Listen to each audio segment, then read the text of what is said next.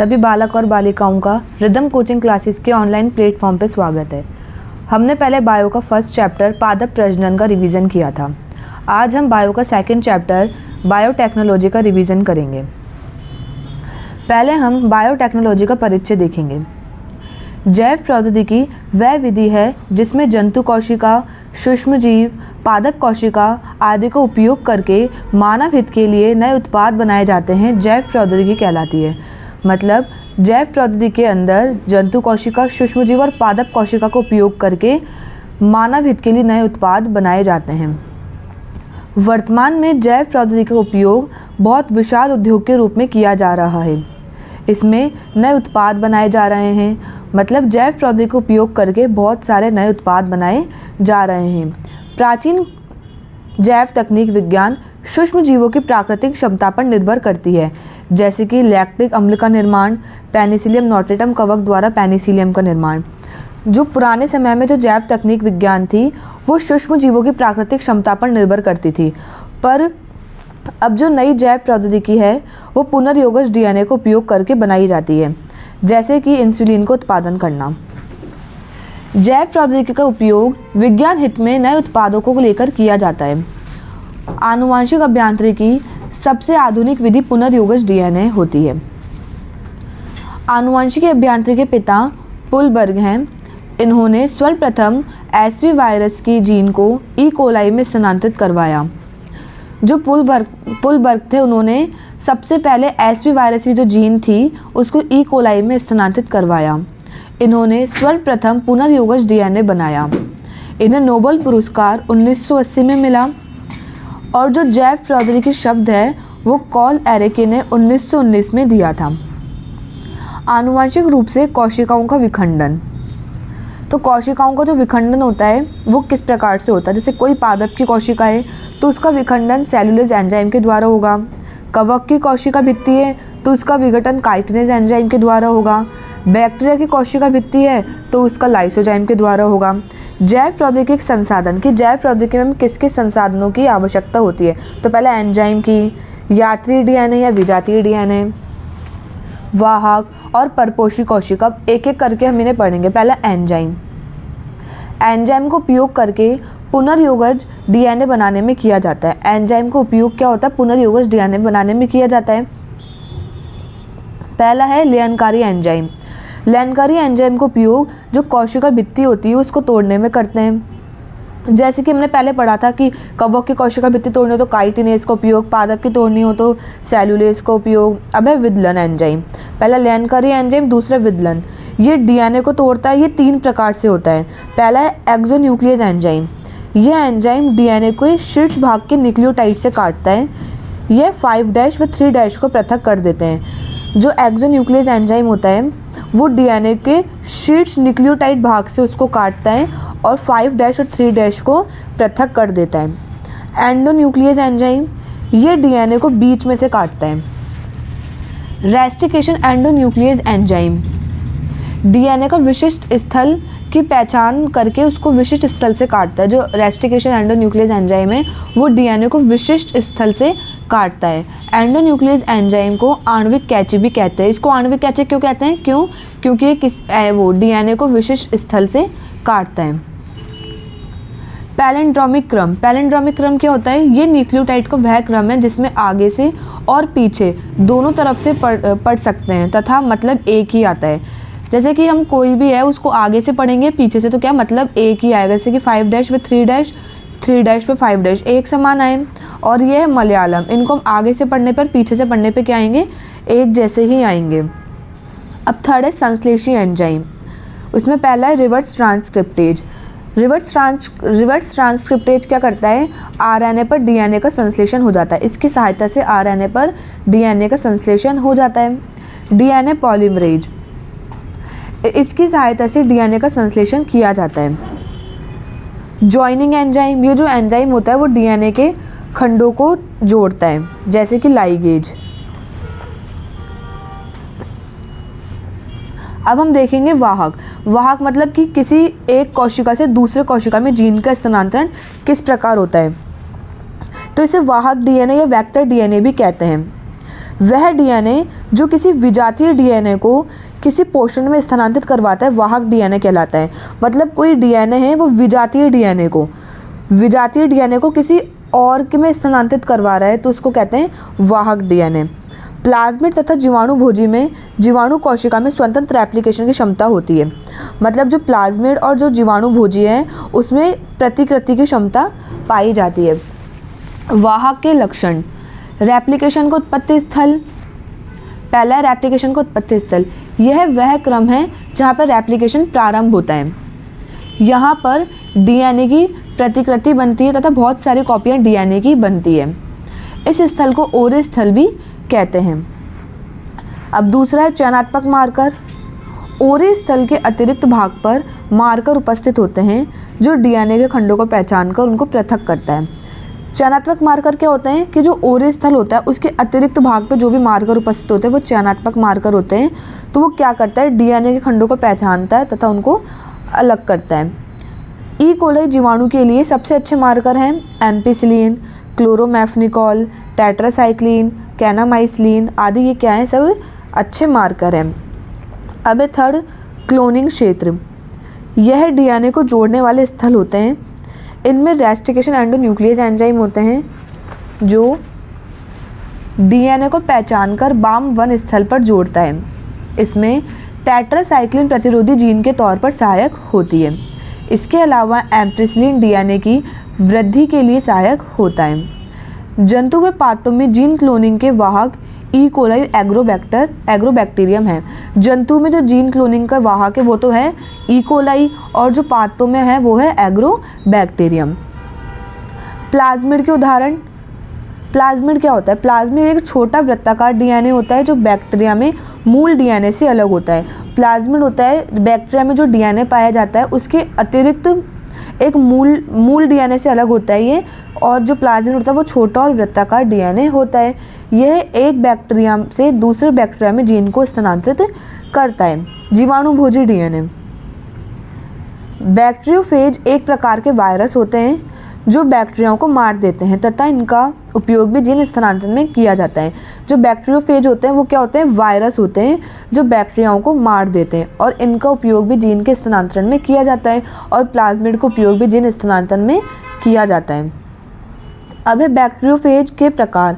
तो lambda bacteriophage और एम्थेरा bacteriophage.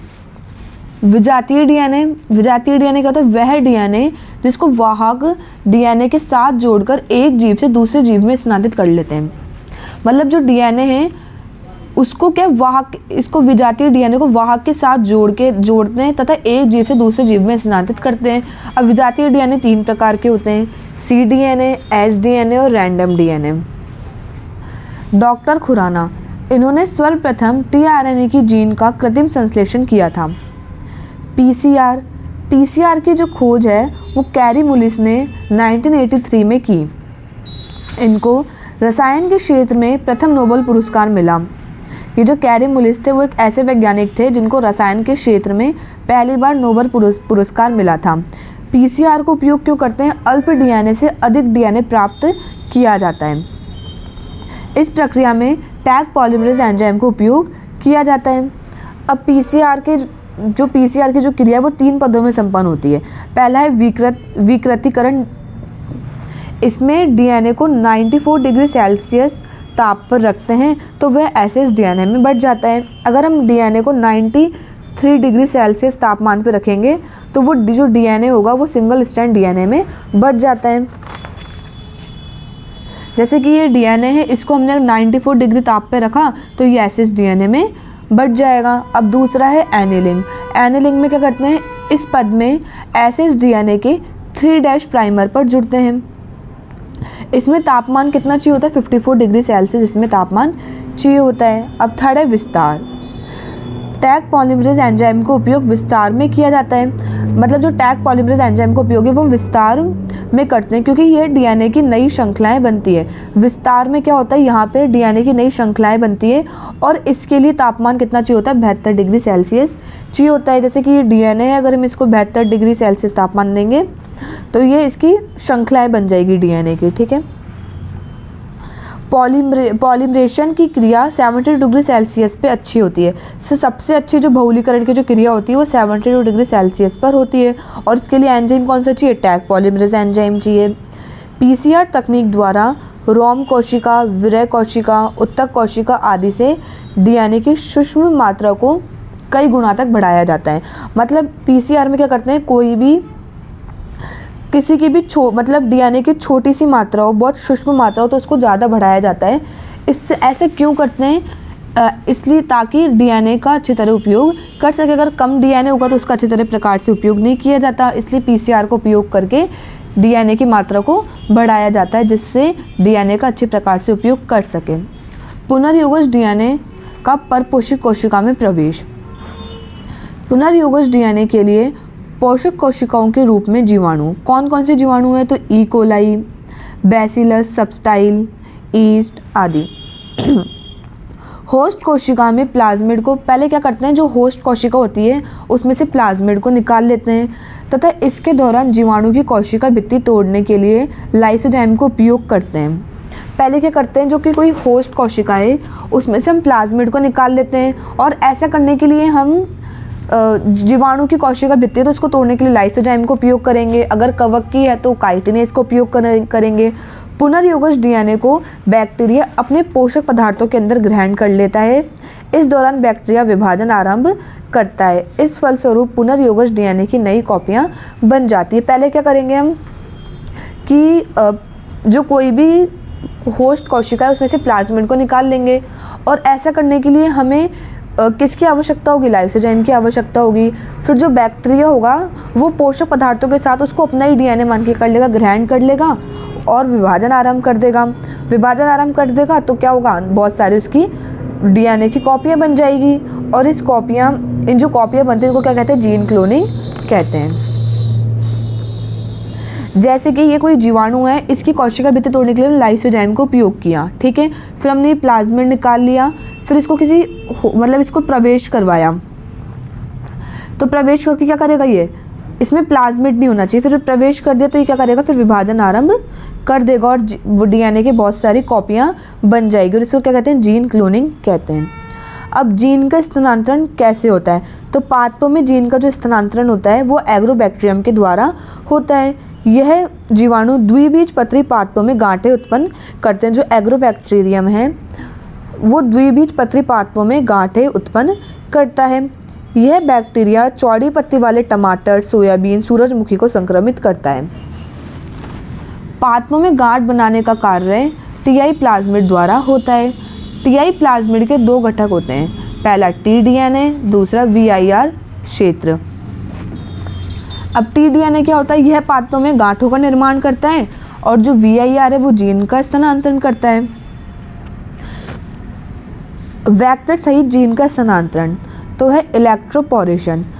उच्च विभव से प्लाज्मा झिल्ली में छिद्र बनाया जाता है तथा छिद्र से ग्राही कोशिका में डीएनए प्रवेश करवाया जाता है। इसे विद्युत प्रवाह द्वारा डाला जाता है। मतलब हम प्लाज्मा झिल्ली में क्या करेंगे, प्लाज्मा झिल्ली में मतलब उच्च विभव से प्लाज्मा झिल्ली में छिद्र करवा देंगे और उस छिद्र से क्या करेंगे, डीएनए को प्रवेश करवा देंगे, ठीक है। इलेक्ट्रोपोरेशन में ये होता है। अब रसायन का उपयोग करके कैसे करेंगे? इसमें रसायन यौगिक की सहायता से जीन का स्थानांतरण होता है। पहले तो हमने क्या किया था, इलेक्ट्रोपोरेशन में उच्च विभव की सहायता से जीन का स्थानांतरण किया था और अब रसायन की सहायता से जीन का स्थानांतरण। तो इसमें कौन सा रसायन की आवश्यकता होती है? Polyethylene glycol. तीसरा है माइक्रो इंजेक्शन के द्वारा डीएनए को सीधे ही इंजेक्शन की सहायता से पादप कोशिका में डाला जाता है। माइक्रो इंजेक्शन में क्या करते हैं, इंजेक्शन की सहायता से डीएनए को क्या करते हैं, पादप की कोशिका के अंदर डाल देते हैं। इसकी सुई का साइज, जो इंजेक्शन की सुई है उसका साइज 0.5 से 1 माइक्रोमीटर होता है। पार्टिसिपल गन, इसमें टंगस्टन व गोल्ड की परत से डीएनए की पादप कोशिका में बमबारी करवाई जाती है। इसमें टंगस्टन और गोल्ड की परत लेते हैं जिससे पादप जो कोशिका होती है उस पर डीएनए की बमबारी करवाई जाती है। इसके दौरान डीएनए जो होता है पादप कोशिका में प्रवेश कर जाता है। इस गन को जीन गन कहते हैं। लाइपोसोम द्वारा इस विधि में डीएनए को लिपिड की थैलियों में बंद कर देते हैं तथा इन थैलियों को प्रोटोप्लाज्म में प्रवेश करवाया जाता है। पहले उन्हें लिपिड की थैली में बंद कर देते हैं तथा फिर उनको प्रोटोप्लाज्म में प्रवेश करवा देते हैं। बाह्य जीन का उत्पादन करना। बाह्य जीन को बायोरिएक्टर व विडोलित के द्वारा ये उत्पादन इसका किया जाता है। अब जो बायोरिएक्टर है वो क्या होता है? बायोरिएक्टर एक बर्तन के समान होता है जिसमें सूक्ष्म जीव, पौधे, जंतु, मानव कोशिका का उपयोग करते हुए कच्चे माल को जैविक उत्पादन के रूप में उपयोग करते हैं। बायोरिएक्टर में कच्चे माल को जैविक उत्पाद के रूप में इसमें प्रयोग किया जाता है। इसमें विशिष्ट एंजाइमों की आवश्यकता होती है। बायोरिएक्टर के लिए अनुकूल परिस्थितियाँ, तो कौन कौन सी इसके लिए परिस्थितियाँ अच्छी होती है? ताप, पीएच, क्रियाधार, एंजाइम, लवण, विटामिन और ऑक्सीजन। विडोलित ओज रिएक्टर, यह वह बायोरिएक्टर है जिसका सबसे ज़्यादा उपयोग किया जाता है। जो विडोलित ओज रिएक्टर है उसका उपयोग सबसे ज़्यादा किया जाता है। विडोलित ओज रिएक्टर बेलनाकार होता है। इसमें घुमावदार पिस्टल होती है जिसकी सहायता से ऑक्सीजन को मिक्स किया जाता है। जो विडोलित है उसकी सहायता से क्या किया जाता है? ऑक्सीजन को मिक्स किया जाता है और इसमें घुमावदार पिस्टल होती है। अब इसके लिए कैसी परिस्थितियाँ चाहिए होती है? वो ये पीएच नियंत्रण, जैविक उत्पाद, बेलनाकार भाग। ठीक है, अब हम इसका सेकंड पार्ट पढ़ेंगे कि जैव प्रौद्योगिकी व उसके उपयोग। जैव प्रौद्योगिकी का क्या उपयोग है? तो जैव प्रौद्योगिकी का उपयोग चिकित्सा क्षेत्र में निदान सूचक के रूप में, कृषि क्षेत्र में, संसाधित धान में व जैव सुधार के रूप में किया जाता है। जैव प्रौद्योगिकी को अपन किन किन क्षेत्रों में कहते हैं? चिकित्सा के क्षेत्र में, कृषि के क्षेत्र में, ठीक है, संसाधित धान में, जैव सुधार में, ऊर्जा उत्पादन में आदि में, सब में जैव प्रौद्योगिकी का उपयोग किया जाता है। जैव प्रौद्योगिकी के लिए सहायक तकनीक कौन सी है? सूक्ष्मजीव व एंजाइम, उत्प्रेरक, कार्बनिक यौगिकों का उपयोग। कृषि क्षेत्र में जैव प्रौद्योगिकी का उपयोग। कृषि क्षेत्र में खाद्य सामग्री उत्पादन के लिए इसका उपयोग किया जाता है। जैव प्रौद्योगिकी का उपयोग कृषि क्षेत्र में क्यों किया जाता है? खाद्य सामग्री उत्पादन के लिए। इसकी 3 संभावनाएं होती है: कृषि रसायन आधारित कृषि, कार्बनिक कृषि और आनुवंशिक निर्मित फसलें आधारित कृषि। जैव प्रौद्योगिकी के द्वारा खाद्य आपूर्ति को 3 गुना तक बढ़ाया जाता है। जैव प्रौद्योगिकी द्वारा क्या होता है? जो खाद्य आपूर्ति है उसमें 3 गुना तक उसको बढ़ाया जा सकता है, लेकिन इसके पश्चात भी जनसंख्या की वृद्धि को देखते हुए पेट भरना मुश्किल है। अगर 3 गुना उत्पादन भी बढ़ाया जाता है तो भी जो जनसंख्या की वृद्धि के अनुसार पेट भरना क्या है? मुश्किल है। उत्पादन में वृद्धि रसायन उर्वरकों की सहायता से बढ़ाई जाती है, लेकिन ये विकासशील देशों के लिए बड़ा मुश्किल है क्योंकि वहाँ का किसान इतने महंगे रसायन नहीं खरीद सकता। उत्पादन के लिए क्या करते हैं कि रासायनिक उर्वरकों से उत्पादन बढ़ाया जाता है, पर अब हर कोई तो इसको खरीद नहीं सकता क्योंकि ये महंगे आते हैं, तो विकासशील देशों में ये संभव नहीं है। इसलिए विकासशील देशों में क्या करते हैं? उत्पादन को बढ़ाने के लिए जैव प्रौद्योगिकी का उपयोग करते हैं। आनुवंशिक रूप से रूपांतरित फसलें, ऐसी कौन सी फसलें जिनमें आनुवंशिक रूप से रूपांतरण किया गया है? पहला, ट्रांसजेनिक फसल एक फसल का रूप होता है जिसमें जीन का स्थानांतरण करके नए गुणों को विकसित किया जाता है। आनुवंशिक फसल को हम जेनेटिक मॉडिफाइड क्रॉप कहते हैं। पारजीनी फसल के उत्पादन के लिए 2 लाभ होते हैं। पारजीनी जो फसल होती है उसके उत्पादन में क्या लाभ होते हैं कि किसी भी जीव की जीन का संश्लेषण करके इसको बनाया जाता है। जो पारजीनी फसल होती है उसको जीन का संश्लेषण करके बनाया जाता है। दूसरा, किस्म में होने वाले जीन प्रारूप को नियंत्रण किया जाता है। फसल में जिनोव केवल पारजीनी को बताया जाता है। हिरुडीन, हिरुडीन क्या होता है? यह एक प्रोटीन होती है जो रुधिर का धक्का बनाने से रोकती है। इसकी जीन को ब्रैसिका नेप्स पादप में स्थानांतरित करवाया। जो हिरुडीन है वो क्या होती है? एक प्रोटीन होती है। अब इसमें क्या करवाया? जो इसकी जीन थी हिरुडीन की उसको ब्रैसिका नेप्स पादप है उसमें स्थानांतरित करवाया गया। हिरुडीन का संग्रह उसने अपने बीजों में किया, यहाँ से इसकी शुद्धिकरण करके दवाई बनाई गई। हिरुडीन क्या प्रोटीन होती है। अब जो हिरुडीन की जो प्रोटीन थी उसको ब्रैसिका नेप्स पादप में स्थानांतरित करवा दिया। अब जो पादप था उसने इसकी प्रोटीन का जो संग्रह था, जो इसकी जीन का संग्रह था, उसको कहाँ किया? अपने बीजों में किया, ठीक है, और यहाँ से इसका शुद्धिकरण करके दवाई बनाई गई। अब दूसरा है ट्रांसजेनिक टमाटर। ट्रांसजेनिक टमाटर को देशी प्रजाति से बनाया गया। जो ट्रांसजेनिक टमाटर है उसको देशी प्रजाति से बनाया गया, जिसका नाम फ्लेवर्ड सेवर था। इसका उद्देश्य टमाटर को ताज़ा रखना ताकि उसके स्वाद बरकरार बना रहे। ट्रांसजेनिक टमाटर का उद्देश्य क्या था कि टमाटर ताज़ा रहे और जो उसका स्वाद है वो भी ख़राब ना हो। बीटी कपास क्या होती है? यह प्रोटीन का निर्माण करती है। जो बीटी कपास है मतलब बैसिलस thuringiensis, ये क्या करती है? प्रोटीन का निर्माण करती है, जिसके कारण कीट, भृंग, मक्खियाँ आदि मर जाते हैं। बीटी कपास एक प्रोटीन का संश्लेषण करती है, एक निर्माण करती है, जिसके कारण जो कीट हैं, मक्खियाँ हैं, वो क्या होती है? मर जाती है। बैसिलस thuringiensis अपनी वृद्धि के दौरान रवेदार प्रोटीन का निर्माण करते हैं। ये अपनी वृद्धि करता है तो क्या करते हैं? रवेदार प्रोटीन का निर्माण करते हैं जो विषैले होते हैं। यदि कोई मच्छर, कीट पादप पर आकर इस पादप को खाएगा तो आंत में रवेदार प्रोटीन जाकर अम्लीय पीएच को क्षारीय में बदल देती है। अब ये जो बैसिलस thuringiensis है वो क्या करता है? अपनी वृद्धि के दौरान रवेदार प्रोटीन का निर्माण करता है, जो कि क्या होता है? विषैला होता है। अब कोई भी कीट, मच्छर पादप को आकर खाता है तो क्या करता है? अब आंत में क्या होती है? आंत का पीएच कैसा होता है? अम्लीय है, पर ये जो प्रोटीन होती है वो अम्लीय पीएच को क्षारीय में बदल देती है, जिसके कारण जो कीट होता है कोई भी, तो उसकी आंत में क्या होता है? छिद्र हो जाता है, उसकी आंत फट जाती है, जिसके कारण उसकी मृत्यु हो जाती है। बैसिलस thuringiensis क्राई प्रोटीन का निर्माण करती है। क्राई प्रोटीन एक विषैला होता है जो कीटों को मारने के लिए सहायक होता है।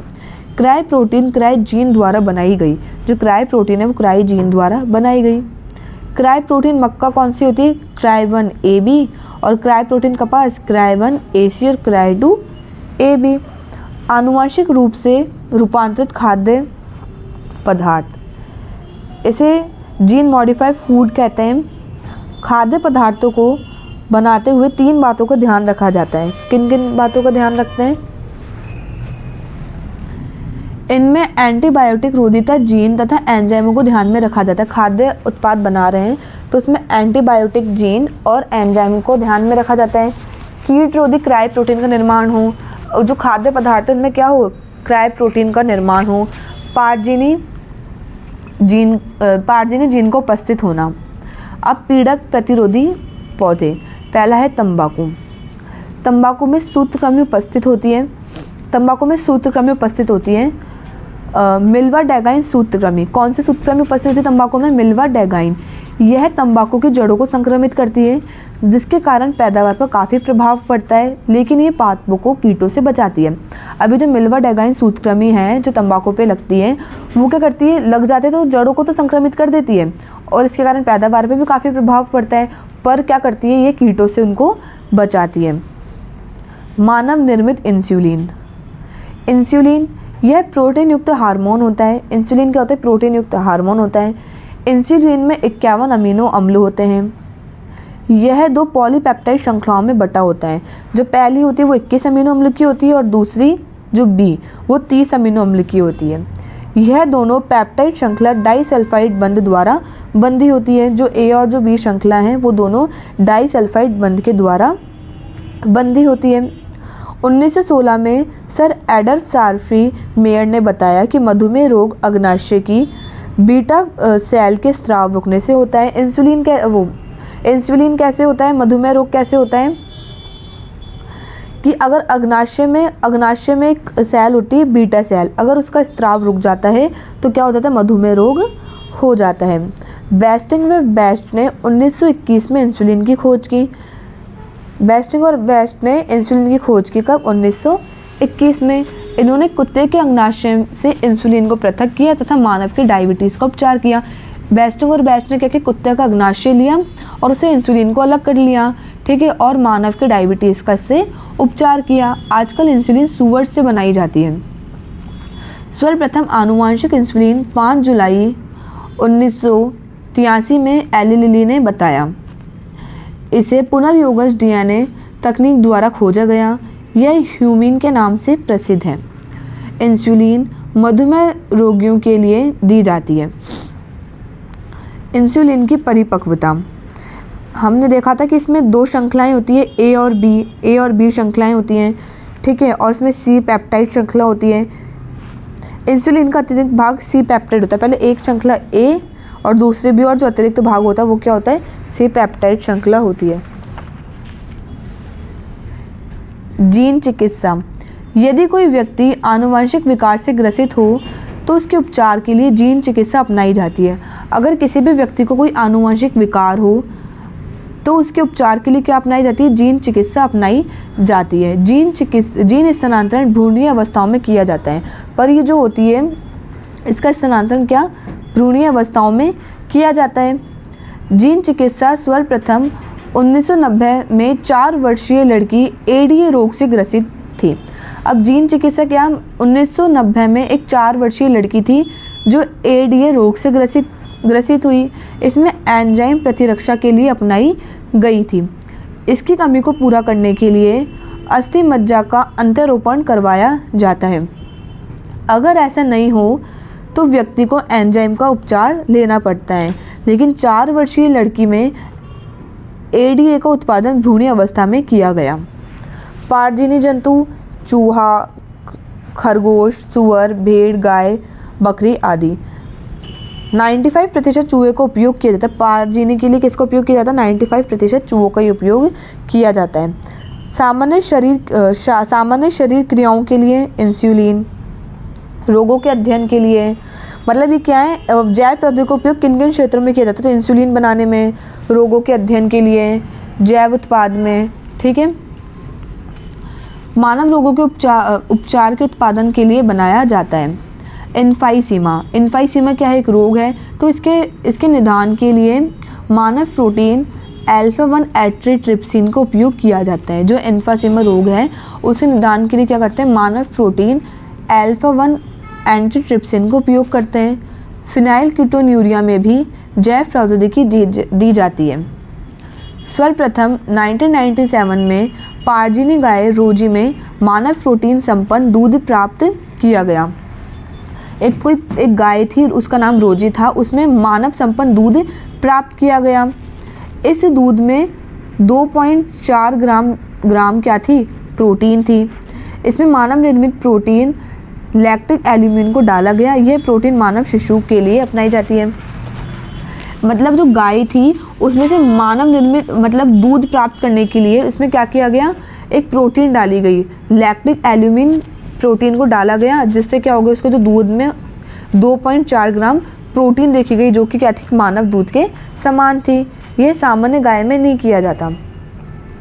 टीका सुरक्षा, जैव प्रौद्योगिकी के द्वारा मानव सुरक्षा को ध्यान में रखते हुए पोलियो का टीका बनाया गया। इसके लिए चूहे का उपयोग किया गया। रासायनिक सुरक्षा परीक्षण। अब प्रथम ट्रांसजेनिक पादप क्या है, तंबाकू होता है। ये कुछ बातें हैं जो पूछी जाती है एग्जाम में। प्रथम ट्रांसजेनिक जंतु क्या होता है, चूहा। ह्यूमन इंसुलिन का प्रथम संश्लेषीय हार्मोन है। जो ह्यूमन इंसुलिन है प्रथम संश्लेषीय हार्मोन है। इसे जेनेटिक इंजीनियरिंग द्वारा एली लिली ने खोजा। प्रथम ट्रांसजेनिक फसल कौन सी, बीटी कपास। प्रदूषण नियंत्रण, जेनेटिक इंजीनियरिंग द्वारा बैक्टीरियाओं को उपयोग करके सुपर बग तैयार किया। इसको स्यूडोमोनास ब्यूटिका द्वारा बनाया गया। ये समुद्र में फैलते हुए तेल को खा लेती है तथा जलीय जंतुओं को बचाती है। प्रदूषण नियंत्रण में जैव प्रौद्योगिकी का उपयोग कैसा किया गया, तो जेनेटिक इंजीनियरिंग द्वारा बैक्टीरियाओं को उपयोग करके सुपर बग बनाया गया। मतलब जीवाणुओं को उपयोग करके एक सुपर बग बनाया गया जो स्यूडोमोनास ब्यूटिका द्वारा तैयार किया गया। अब ये जो है वो क्या करता है, सुपर बग समुद्र में फैलकर तेल को खा लेता है। इससे क्या होता है, जलीय जंतु को बचाया जाता है। बायोपेंटेन, बायोपेंटेन क्या होता है, यह एक अधिकार होता है। इसमें जो एक खोजकर्ता भारत सरकार से एक अनुमति लेता है ताकि कोई नए खोजकर्ता ना बोले कि ये खोज मेरी है। मतलब किसी ने भी कोई खोज कर ली तो क्या होता है, उस पर उसका अधिकार हो जाता है, तो वो क्या करता है, भारत सरकार से अनुमति ले लेता है, ताकि अगर किसी ने खोज की और किसी ने कह दिया कि भाई ये खोज तो मेरी है, तो ऐसा नहीं होता। तो अन्य खोजकर्ता ये ना कह सके कि ये खोज मेरी है। इसके लिए हम किसको उपयोग करते हैं, बायोपेटेंट का उपयोग करते हैं। बायोपेटेंट सजीवों के लिए दिया जाता है। भारत में 27 बासमती धान की किस्में पेटेंट हैं। सन 1997 में अमेरिका कंपनी ने बासमती धान पर एक अधिकार प्राप्त किया। बासमती की अर्धबोनी किस्म का भारतीय एकाधिकार के लिए दावा करते हैं। बायोपॉयसी मल्टीपल कंपनी व दूसरे संगठनों द्वारा किसी राष्ट्र के बिना अनुमति के जैव संसाधनों को उपयोग करना बायोपायरेसी कहलाता है। मतलब कोई भी कंपनी है वो जैविक संसाधनों को उपयोग बिना अनुमति के कर रही है, तो उसको बायोपायरेसी कहते हैं। अब जो एजी बायो में जो शेष रह गया था हम वो पढ़ेंगे। जैव विद्युत कण संचलन, इसमें क्या करते हैं, प्रतिबंधित एंडोन्यूक्लियस एंजाइम द्वारा डीएनए को काटने पर इसके खंड हो जाते हैं तथा इन खंडों को अलग करना विद्युत कण संचरण कहलाता है। डीएनए को प्रतिबंधित एंडोन्यूक्लियस एंजाइम द्वारा काटा जाता है।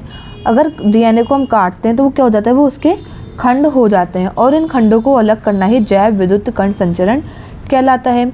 डीएनए पर ऋणावेश होता है, इसलिए यह एनोड की तरफ जाते हैं। डीएनए पर कौन सा आवेश पाया जाता है, ऋणात्मक आवेश पाया जाता है, इसलिए वो कहाँ जाते हैं, एनोड की तरफ जाते हैं। इस प्रक्रिया में एग्रारोज जेल का उपयोग किया जाता है जो समुद्री घास से प्राप्त होती है। यह एक बहुलक होता है। जो एग्रारोज है, एग्रारोज जेल का उपयोग इसमें किया जाता है और ये समुद्री घास से प्राप्त होती है और ये एक प्रकार का बहुलक है। एग्रारोज जेल का उपयोग डीएनए के खंडों को आवेश व आकार के अनुसार पृथक करने के लिए किया जाता है। जो एग्रारोज जेल का उपयोग करते हैं वो डीएनए के खंडों को आवेश और आकार के अनुसार अलग करने में किया जाता है। जितने छोटे डीएनए के खंड होंगे वह उतनी दूरी पर जाते हैं। अगर जितना छोटा कोई भी डीएनए का खंड होगा वो उतनी दूरी पर जाएगा, छोटा होगा तो वो अधिक दूरी पे जाएगा। डीएनए के खंडों को देखने के लिए इरिथ्रियम ब्रोमाइड नामक यौगिक से अभिरंजित करते हैं। अगर डीएनए के खंडों को देखना है तो उसको इरिथ्रियम ब्रोमाइड नामक एक यौगिक आता है, तो उससे क्या करते हैं, उसको कलर करते हैं, उसको अभिरंजित करते हैं। पराबैंगनी प्रकाश में इनको देखते हैं तो ये नारंगी रंग के चमकीले दिखाई देते हैं तथा इसकी अलग अलग पट्टियों को काट कर निक्षालन द्वारा अलग अलग कर देते हैं। अब है दूसरा ट्यूमर फॉर्मेशन। ट्यूमर फॉर्मेशन क्या होता है, यह जीवाणु व विषाणुओं के संक्रमण से होती है। ट्यूमैफिसियंसिस नामक प्लाज्मिड के छोटे से अंश से अद्भुत प्रेरित होती है। जो अद्भुत है वो किससे प्रेरित होती है, ट्यूमर फॉर्मेसिस एक प्लाज्मिड है, उसके छोटे से अंश से अद्भुत प्रेरित होती है तथा डीएनए का ये क्रम टी-डीएनए कहलाता है। कृत्रिम गुणसूत्र, बड़े डीएनए को सफलतापूर्वक नहीं ले जाया जा सकता। इस समस्या का निवारण को ही कृत्रिम गुणसूत्र कहते हैं। अगर कोई बड़ा डीएनए है तो उसको हम सफलतापूर्वक नहीं ले जा सकते तथा इसके निवारण के लिए कृत्रिम गुणसूत्र काम में लिया जाता है। कृत्रिम गुणसूत्र दो प्रकार के होते हैं। पहला होता है बैक्टीरियल कृत्रिम गुणसूत्र, दूसरा होता है ईस्ट कृत्रिम गुणसूत्र। पादप उत्तक संवर्धन। पादप उत्तक संवर्धन पादप कोशिका उत्तक अंगों से है तथा यह कृत्रिम रूप से करवाया जाता है। पादप उत्तक संवर्धन मतलब कि पादप कोशिका उत्तक अंगों से है तथा ये कृत्रिम रूप से करवाया जाता है। अब कुछ शब्दावली है जो देखेंगे। पहला है कृत्यो उत्तक। जब किसी पादप का कोशिका उत्तक व अंगों को उपयोग करके संवर्धन करना कृत्योत्तक कहलाता है। किसी भी पादप की कोशिका का उत्तक का अंग का उपयोग करके संवर्धन करवाना उसको कहते हैं कृत्योत्तक। कैलेक्स क्या होता है, कृत्योत्तक का असंगठित विभेदित भाग कैलेक्स कहलाता है। प्रोटोप्लाज्मा, कोशिका का वह भाग जिसमें भित्ति अनुपस्थित हो और झिल्ली उपस्थित हो वो प्रोटोप्लाज्मा, जिसमें क्या हो, भित्ति अनुपस्थित और झिल्ली उपस्थित हो। उपसंवर्धन, पुराने संवर्धन का कुछ अंश नए संवर्धन में लिया जाता है तो उसको उपसंवर्धन कहते हैं। अगर कोई पुराना संवर्धन है उसके कुछ अंश हम नए संवर्धन में ले रहे हैं तो उसको उपसंवर्धन। भ्रूण संवर्धन, पादप के अर्ध विकसित तथा पूर्ण विकसित भ्रूण का संवर्धन भ्रूण संवर्धन कहलाता है। पराग संवर्धन किसी पादप के परागकणों को संवर्धित करना पराग संवर्धन कहलाता है। पराग संवर्धन में क्या होता है? परागकणों को संवर्धित करना। विभेजोतक संवर्धन पादप के उपशीर्ष भाग का संवर्धन में उपयोग करना विभेजोतक उत्तक कहलाता है। विभेजोतक संवर्धन कहलाता है। पूर्णसकता मतलब टोटियोपोटेंस ही क्या होती है? पादप की कोशिका का संवर्धन क्रियाओं द्वारा नए पादप का निर्माण की क्षमता को टोटियोपोटेंसी कहते हैं। मतलब पादप की एक कोशिका है, पादप की एक कोशिका से पूरे पादप का निर्माण करना की जो क्षमता होती है उसको टोटियोपोटेंसी कहते हैं। अब पोषण पदार्थ कोशिका उत्तक अंग जिस स्थान पर संवर्धित किए जाते हैं उस स्थान को क्या कहते हैं? पोषक पदार्थ या पोषक संवर्धन कहते हैं। जिस स्थान पर पादप को कोशिका को क्या किया जाता है? संवर्धित किया जाता है। इस क्रिया में पदार्थों का तापमान 121 डिग्री सेल्सियस पर ऑटोक्लेव करते हैं। जो पोषण पदार्थ होते हैं जिन पे हम पदार्थों को संग्रहित करते हैं उसके लिए जो तापमान कितना चाहिए होता है? 121 डिग्री सेल्सियस चाहिए होता है। पात्र निषेचन कोशिका उत्तक अंग को परख नली की सहायता से संवर्धित करना पात्र तकनीक कहते हैं। पात्र तकनीक की क्या क्या समस्याएं हैं? पादप कोशिका उत्तक आदि का सूक्ष्म जीवों से मुक्त होना, कोशिका तथा उत्तकों में वांछित वृद्धि कराना। अंग संवर्धन पादप के अंगों का जड़ तना पत्ती ये सब पादप के अंगों का पत्तियों का भ्रूण कोश आदि को उपयोग संवर्धन के रूप में करते हैं तो इसको अंग संवर्धन कहते हैं। भ्रूण संवर्धन के बारे में हैनिंग ने 1904 में सबसे पहले बताया। जो भ्रूण संवर्धन था उसके बारे में सबसे पहले हैनिंग ने बताया। इन्होंने परिपक्व भ्रूण का परिवर्धन करवाया। इस क्रिया में 10 से 20 दिन लगते हैं। जो भ्रूण संवर्धन की जो क्रिया है उसको होने में 10 से 20 दिन लगते हैं तथा यह क्रिया 2 पदों में संपन्न होती है। पहला क्या है? बीज से भ्रूण प्राप्त करना और दूसरा विकसित हो रहे भ्रूण को पादप से प्राप्त करना। पराग संवर्धन वह संवर्धन जिसमें परागकणों को उपयोग किया जाता है उसे पराग संवर्धन कहते हैं। पराग संवर्धन में किसको उपयोग होता है? परागकणों को उपयोग किया जाता है। इसको सर्वप्रथम 1964 में श्रीप्रभुआ मुखर्जी तथा सतीश चंद्र माहेश्वरी ने बताया। इसमें धतुरा एनॉक्सिया का उपयोग किया जाता है। इस संवर्धन में अगुणित कोशिकाओं का उपयोग किया जाता है। जो पराग संवर्धन है उसमें अगुणित कोशिकाओं का उपयोग किया जाता है तथा यह क्रिया 1 सप्ताह में पूर्ण होती है। कोशिका संवर्धन वह संवर्धन जिसमें कोशिका का उपयोग किया जाता है उसे कोशिका संवर्धन कहते हैं। कोशिका संवर्धन क्या होता है? इसमें कोशिकाओं का उपयोग किया जाए।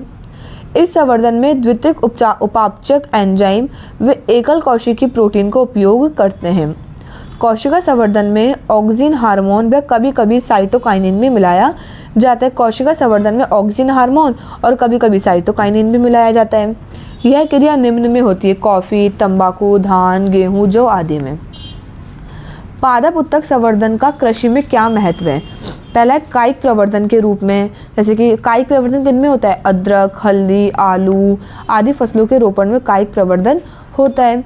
वायरस मुक्त पौधों के पुनः प्राप्ति, इसमें विभेजोतक उत्तक का उपयोग किया जाता है। अगुणित पौधे प्राप्त करना, यदि पौधों का परागकोश व अंडाशय संवर्धन किया जाए तो यह अंदर जाति जैसे कि गेहूँ, जौ में देखा जाता है। समयुग्मक की लाइनें को प्राप्त करने के लिए स्वयं निषेचन व अंतःप्रजनन करवाते हैं। यह क्रिया कम से कम 6 वर्षों तक होती है। इस तकनीक में कॉल्चिसिन द्वारा अगुणित पौधों को 2 वर्षों में द्विगुणित बनाया गया। समयुग्म की लाइन में समयुग्म की लाइनों में क्या होता है? जो अगुणित पौधा है उसको 2 वर्षों में द्विगुणित बनाया जाता है समयुग्म की लाइनों में। भ्रूण बचाव, भ्रूण को अंतर्जातीय संक्रमण से बचाया जाता है। जो भ्रूण को अंतर्जातीय संक्रमण से इसको बचाया जाता है। यह अधिकतर ट्रिटिकम लाइनें KR1, KR2 में देखा जाता है। यह क्रिया कितने 2 सप्ताहों में तक चलती है। कायिक क्लोनिंग विविधता, ये जो काई क्लोनिंग विविधता है वो शकरकंद के किस्म सर्कालेट और सरसों की किस्म पूसा जया में किया जाता है। साइब्रिड, इसका उत्पादन एक जाति के प्रोटोप्लाज्म दूसरी जाति के प्रोटोप्लाज्म के संकलन से किया जाता है। जो साइब्रिड का जो उत्पादन है एक जाति के सरल प्रोटोप्लाज्म और दूसरी जाति के प्रोटोप्लाज्म से इसका संकलन किया जाता है, जैसे कि तंबाकू, धान, आलू, पिटूनिया आदि। इस दौरान नरबंधिता व ट्राई एजिन रोधिता का उपयोग किया जाता है। जनन द्रव्य संरक्षण, जनन द्रव्य संरक्षण बीजों के रूप में किया जाता है। यह अलैंगिक तकनीक से होता है। जो जनन द्रव्य का जो संरक्षण है वो बीजों के रूप में किया जाता है और ये अलैंगिक तकनीक से होता है तथा यह अल्पायु व अल्प अंकुरण क्षमता वाले बीजों का भंडारण होता है। जनन द्रव्य संरक्षण में जो अल्पायु तथा अल्प अंकुरण वाले जो बीज हैं उनको भंडारित करते हैं इसके अंदर। ये बायो का सेकंड चैप्टर ख़त्म हो गया। आशा करती हूँ ये आपको समझ में आया होगा। Thank you.